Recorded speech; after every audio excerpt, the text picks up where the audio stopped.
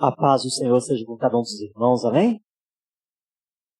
Glória a Deus, como é bom estarmos aqui, louvando ao Senhor, estarmos juntos enquanto povo de Deus, família de Deus. Quero te convidar a abrir sua Bíblia em João capítulo 4. João capítulo 4, a partir do verso 31. Mas antes de lermos esse texto, nós vamos ficar de pé e vamos levantar um clamor. Logo após esse clamor, nós vamos fazer essa leitura desse texto, uma leitura alternada. Então você pode deixar sua Bíblia aberta. Domingo passado, nós convidamos a igreja a estar em oração durante toda a semana pela nossa nação. Para que Deus desperte o povo dele nessa nação, para que a luz de Cristo brilhe nessa nação através de mim, de você, de nós. Eu espero que todos tenham pelo menos dedicado uns 5 minutinhos por dia neste propósito. Vamos fazer esse clamor por essa nação nesse aspecto, um despertamento da igreja do Senhor. Não é para Deus abençoar simplesmente. Não tem como Deus abençoar uma nação que blasfema contra Ele. Nós temos que clamar para Ele despertar a igreja dele. Para a igreja salgar essa terra e o Evangelho transformar essa nação. Amém, irmãos? Então erga a sua voz, vamos clamar nesse sentido em nome de Jesus. Pai, na tua presença, ó Pai, nós, enquanto igreja do Senhor, povo do Senhor, clamamos ao Senhor por esta nação, nossa pátria, clamamos ao Senhor a intervenção poderosa do Senhor sobre esta nação.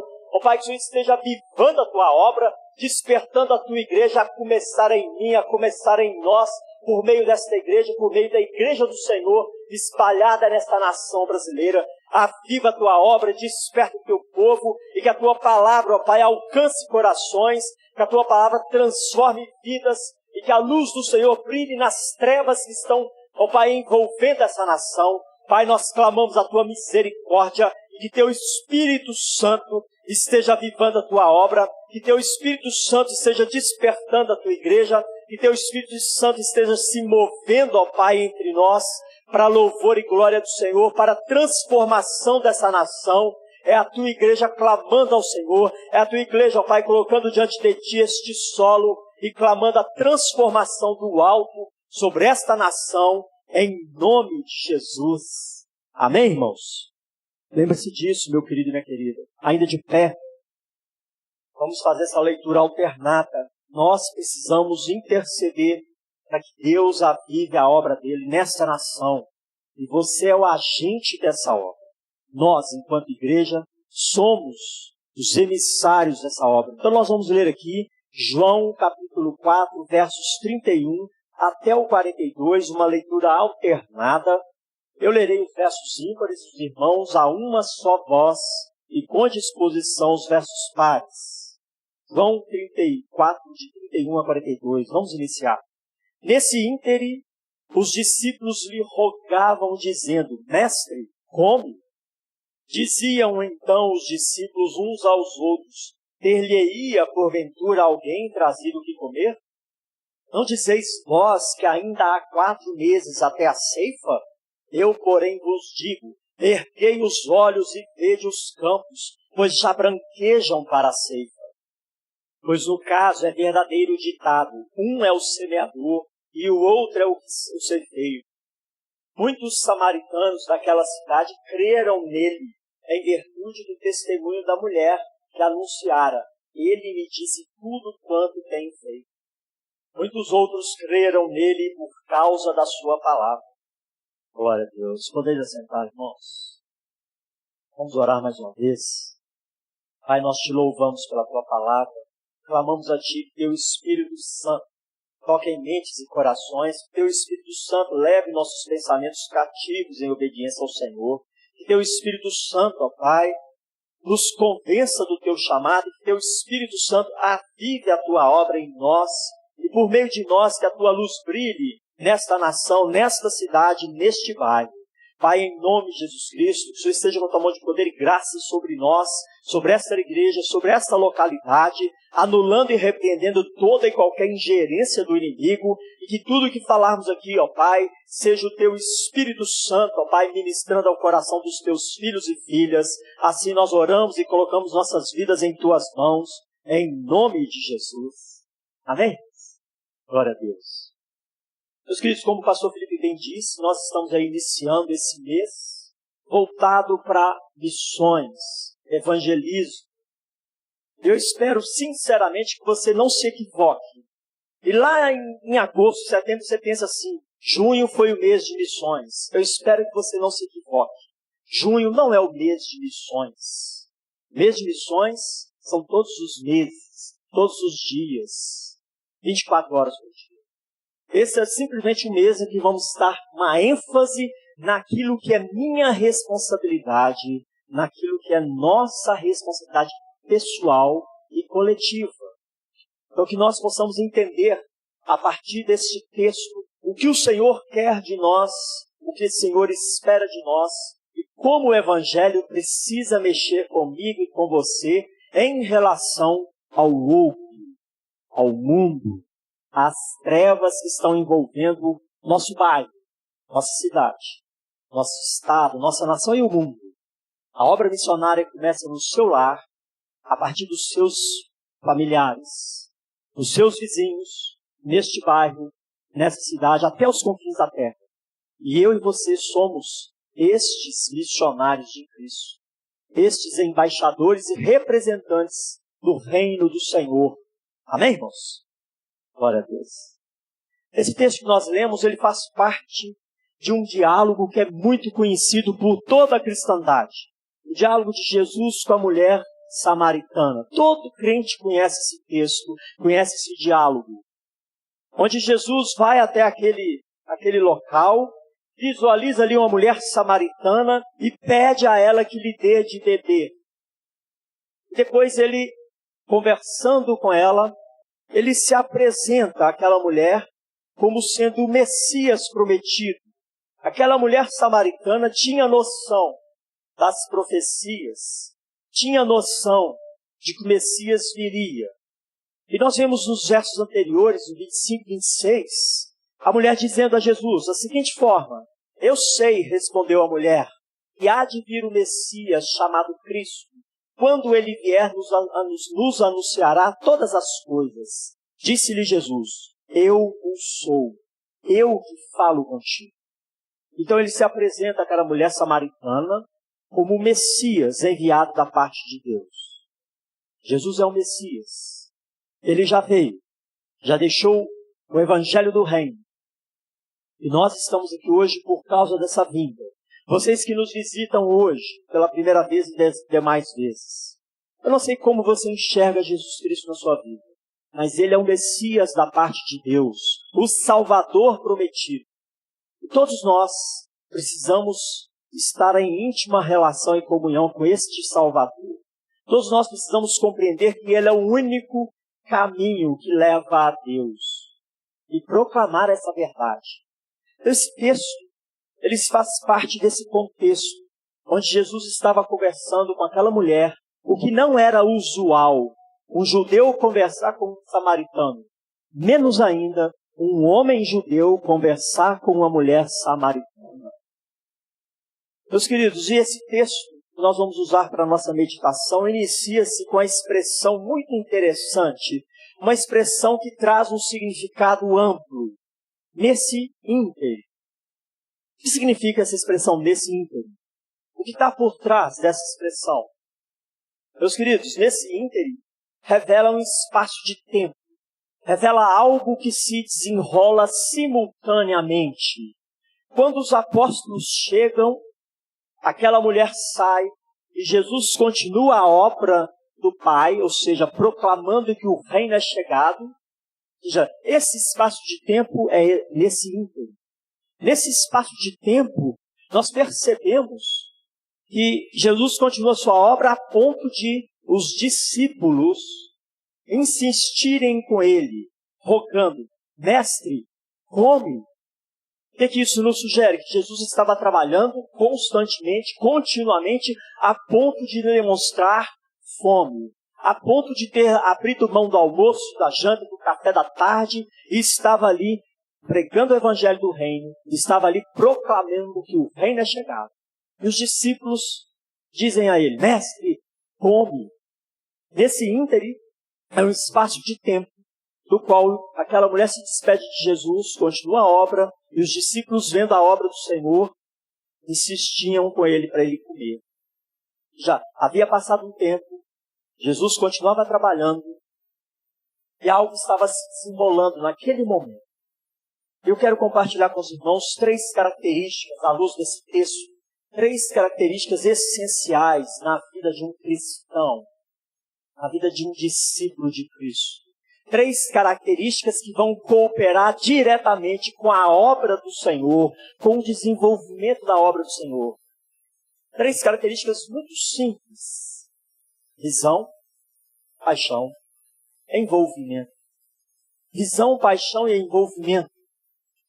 Meus irmãos, onde estão os seus olhos? O que você visualiza para o seu futuro? Qual é a sua visão de mundo? Qual é a sua visão do reino de Cristo? Essa característica, visão, é de extrema importância para a expansão do reino de Cristo. Porque muitas vezes agimos como os discípulos agiram. Enquanto os olhos dos discípulos estavam voltados para necessidades pessoais, Jesus estava ali fazendo a obra, se doando, se entregando para consumar a vontade do Pai, e os discípulos só enxergavam o desgaste, o cansaço, a fome, e insistiam com ele: mestre, come. A visão dos discípulos estava em coisas materiais, nas necessidades pessoais, nas dificuldades do dia a dia. Muitas vezes a minha visão e a sua visão, a nossa visão de reino é embaçada por necessidades pessoais. Ao chegar naquele lugar, a única coisa que eles enxergavam é que Jesus estava conversando com a samaritana e que ele estava necessitando de comida. A nossa visão muitas vezes é embaçada por necessidades pessoais, mas também a nossa visão é embaçada por preconceitos. Quando eles chegam naquele lugar, eles percebem Jesus conversando com a mulher samaritana.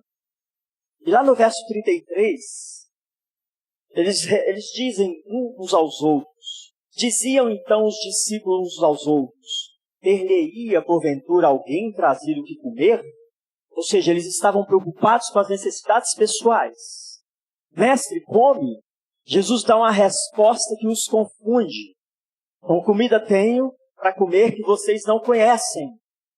Jesus dá uma resposta que os confunde e eles ficam pensando: será que alguém trouxe um pão, um peixe? Cheguei atrasado. Não consegui saciar a fome do mestre.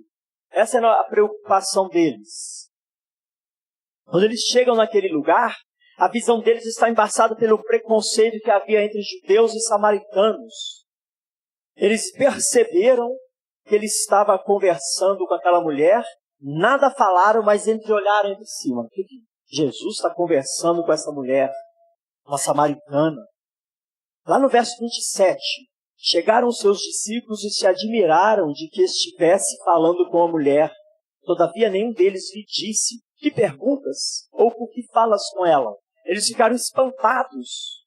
A visão focada em necessidades materiais, a visão embaçada pelo preconceito da época.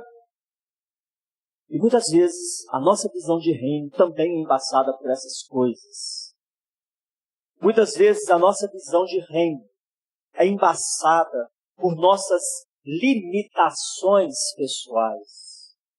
Quando Jesus fala no verso 34, a minha comida consiste em fazer a vontade daquele que me enviou e realizar a sua obra. A comida de Jesus era fazer a vontade do Pai. E nós muitas vezes nos prendemos na obra, não por causa da vontade do Pai, não em obediência, mas porque as nossas limitações pessoais nos impedem, nos travam, nos limitam. A nossa visão de reino é embaçada por nossas limitações pessoais. Limitações de tempo, limitações financeiras, limitações emocionais, psicológicas. E uma série de outras coisas que se transformam em limitações em nossas vidas. Ignoramos a vontade do Pai de entender que me basta obedecer e fazer a vontade daquele que me chama, e somos limitados. por traumas, por medos, por receios, por críticas e uma série de outras coisas que impedem o avanço do reino a partir de você, a partir de mim, a partir de nós. A nossa visão de reino também é limitada por limitações pessoais, também é embaçada por nossas limitações. Mas Jesus, ele propõe uma visão mais elevada. No verso 35, ele chama a atenção dos discípulos. Possivelmente havia alguma lavoura, algum campo naquela região, próximo ao alcance da visão. E ele chama a atenção dos discípulos, no verso 35, para uma seguinte figura. Não dizeis vós que ainda há 4 meses até a ceifa? Eu, porém, vos digo, erguei os olhos e vede, os campos, pois já branquejam para a ceifa. Meus irmãos, Jesus então chama a atenção daqueles discípulos para essa figura. Os campos já branquejam para a ceifa.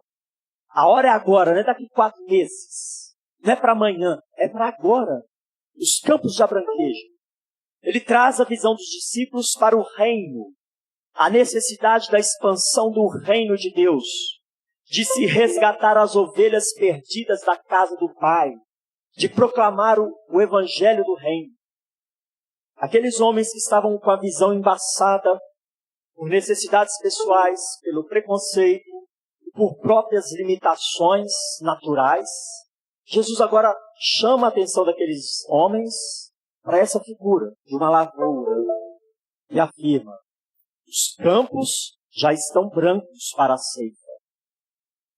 Onde estão seus olhos? Onde estão seus olhos? Os campos que estão brancos?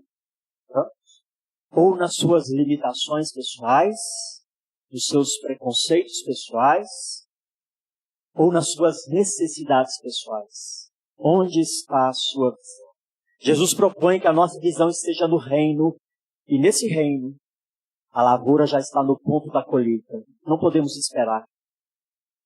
Meus queridos, a segunda característica para que essa obra do Pai não seja sabotada por nós.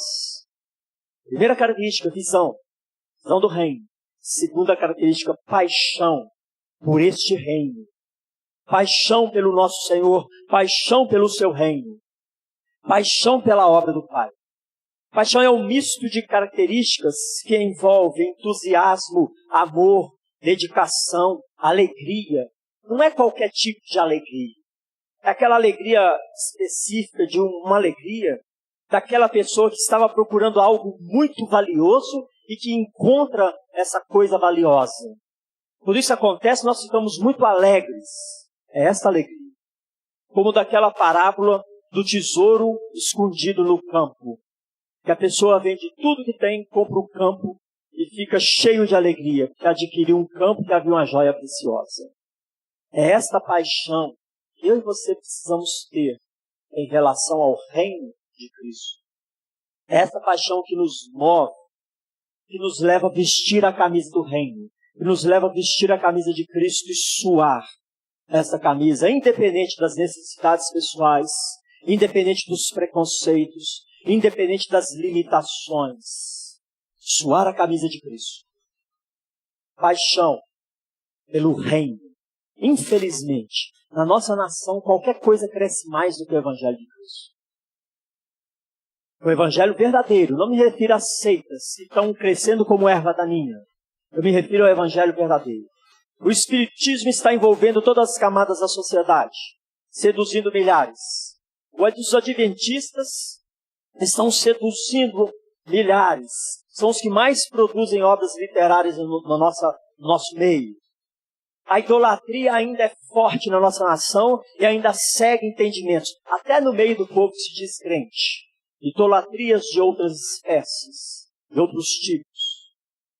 Não nos falta conhecimento, entendimento do que é fazer evangelismo, do que é a obra missionária.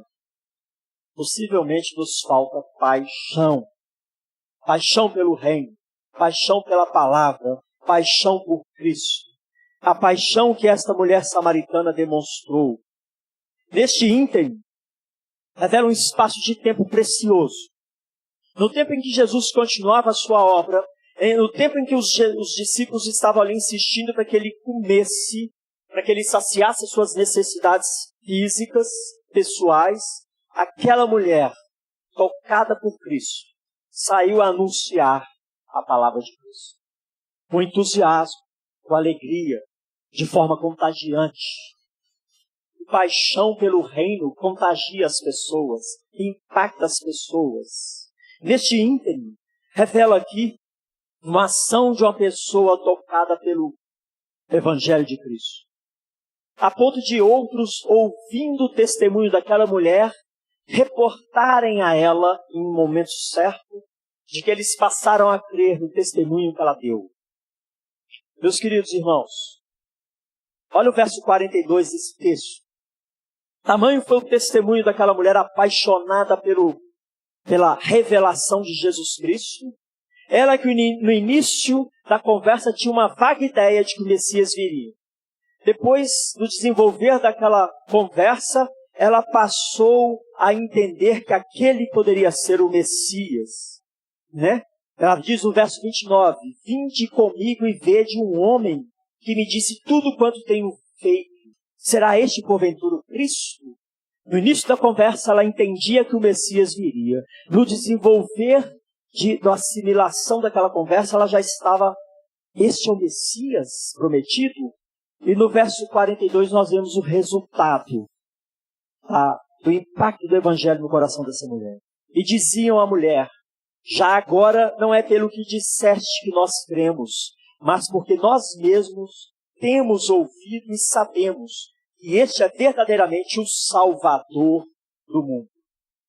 Meus queridos irmãos, testemunho de uma pessoa apaixonada pela revelação do Messias. Imediatamente saiu a dizer, encontrei um homem que me disse tudo a meu respeito. Será este o Messias? Enquanto Jesus estava ali, continuando a obra, com os discípulos acompanhando, aquela mulher samaritana estava proclamando, declarando o que lhe aconteceu. Encontrei o homem que fez diferença na minha vida, o Salvador, o Messias. Onde está o seu coração? Onde está a nossa visão? E agora, onde está o nosso coração? O que amamos? Somos apaixonados pelo quê? O que nos motiva? O que nos faz os olhos brilhar? Um time de futebol que nos arranca gritos fervorosos? Ou o amor de Deus em Cristo Jesus? O sucesso financeiro? O carro do ano? O iPhone de última geração? É isso que nos alegra? Isso que nos gera entusiasmo? Ou o Evangelho do Reino? Meus queridos irmãos, nós precisamos dessas duas características, visão de reino e paixão por esse reino.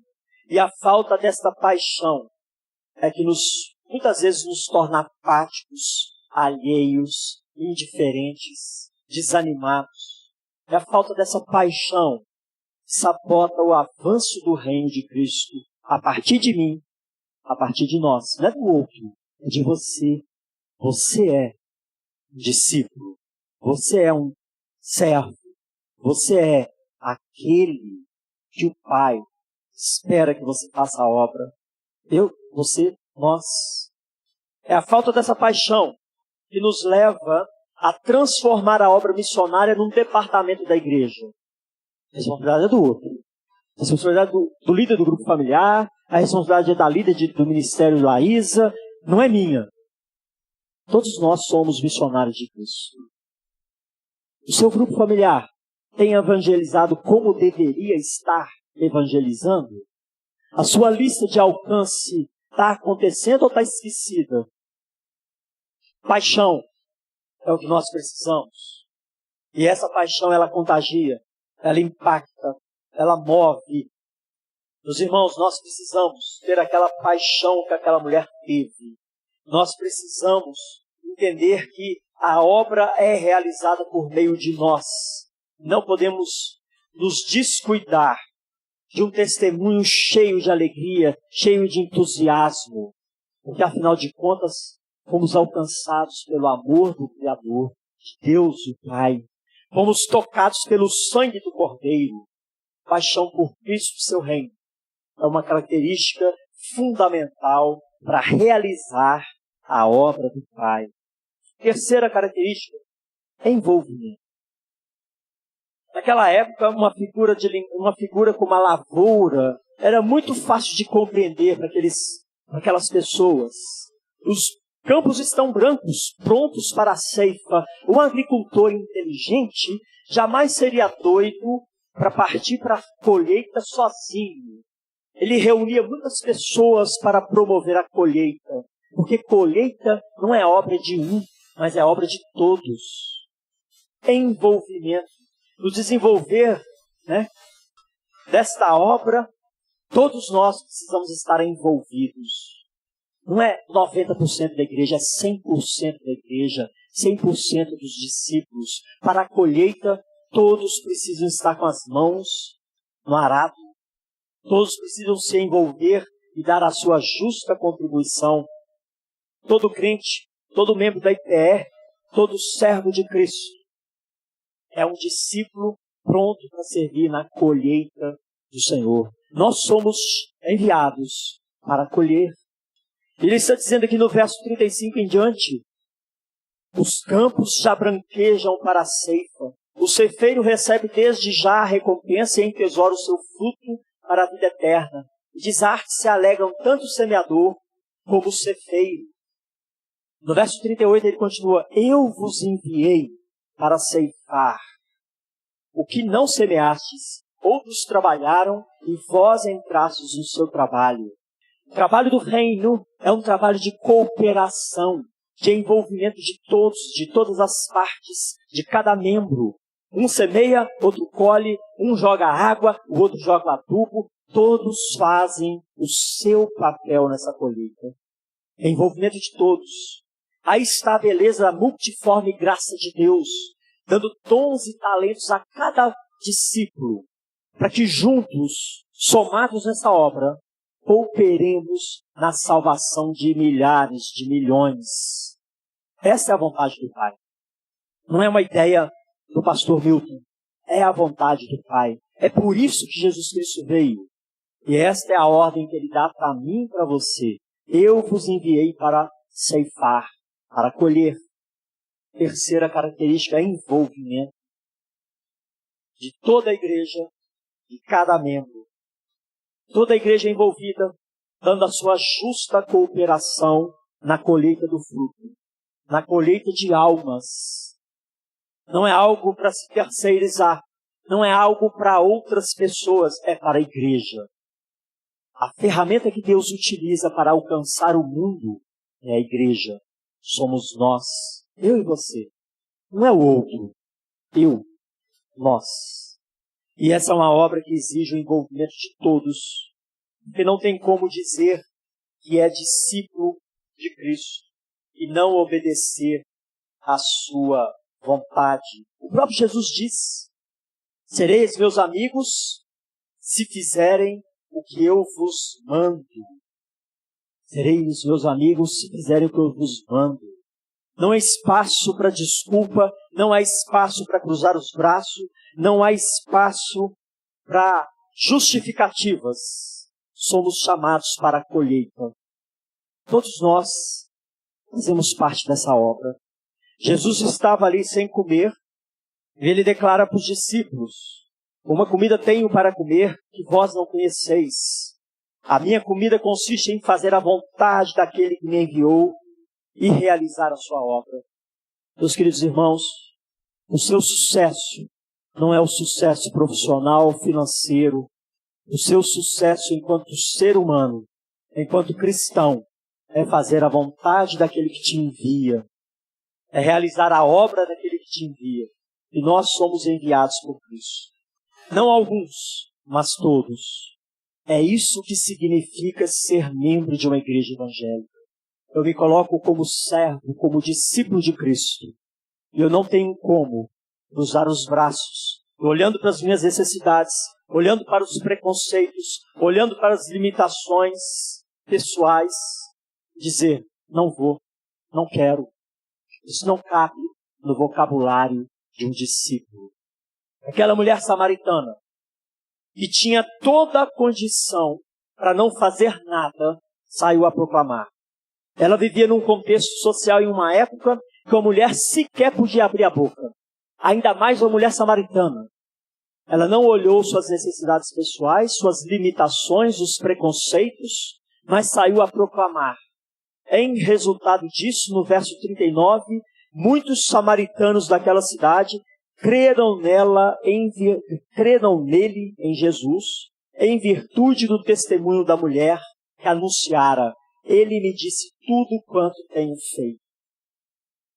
Creram em Cristo em virtude do testemunho daquela mulher. Meus irmãos, nós não podemos esperar que Deus faça a sua obra se nós estivermos de braços cruzados. A obra da anunciação do reino é feita por meio da igreja, por meio de nós. E em virtude do testemunho daquela mulher, muitos creram em Jesus Cristo. Deus opera em nós e por meio de nós, quando proclamamos a palavra do Senhor, quando anunciamos a vinda do Messias, quando anunciamos o amor de Deus. Ele opera por meio disso.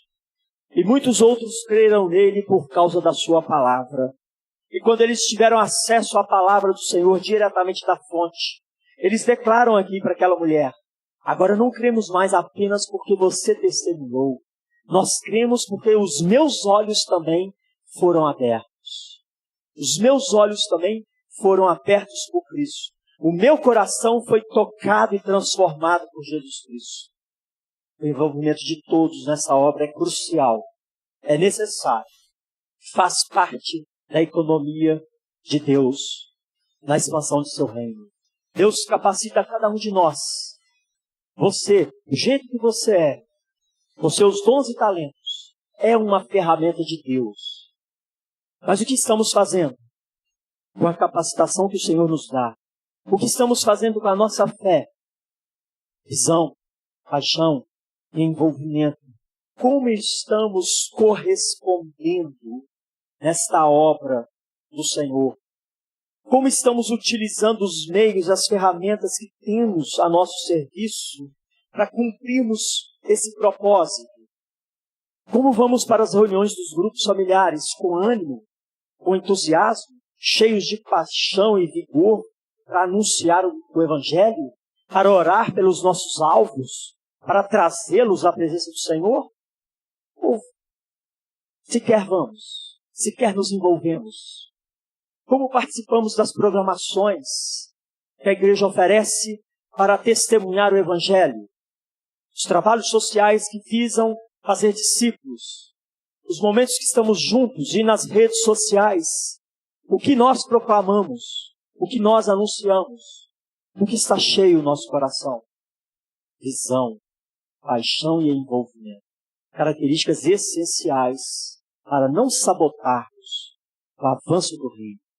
Eu te convido a fechar os seus olhos, fazer uma breve reflexão. Como eu tenho correspondido ao chamado de Cristo? Eu vos envio a ceifar. Como eu tenho correspondido a esse chamado? Coloque-se diante do Senhor. Aproveite esse momento de reflexão.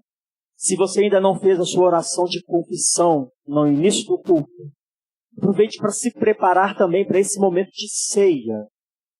Nós estamos diante dessa mesa e vamos celebrar em memória do Salvador. Mas não podemos tornar esse sacrifício de Cristo em vão, com a nossa apatia, com a nossa falta de envolvimento. Nós estamos aqui para declarar que o reino de Cristo se estabeleceu nessa nação.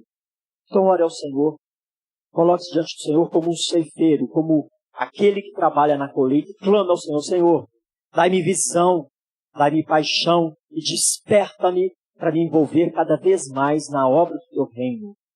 E nesta oração, prepare-se também para esse momento de celebrarmos a ceia do Senhor e fazermos valer esse sangue do Cordeiro que é derramado por nós.